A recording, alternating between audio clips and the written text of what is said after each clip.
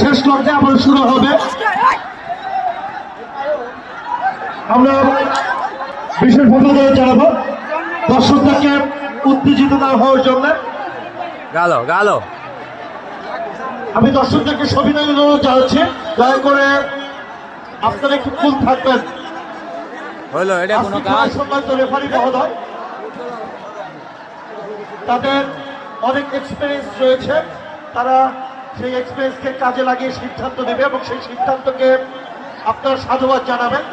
সুপ্রিয় দর্শক, আপনাদেরকে সবিনয় অনুরোধ জানাচ্ছি, দয়া করে মাঠের বাইরে চলে যাওয়ার জন্য। আপনারা কেন মাঠের ভিতরে আসছেন?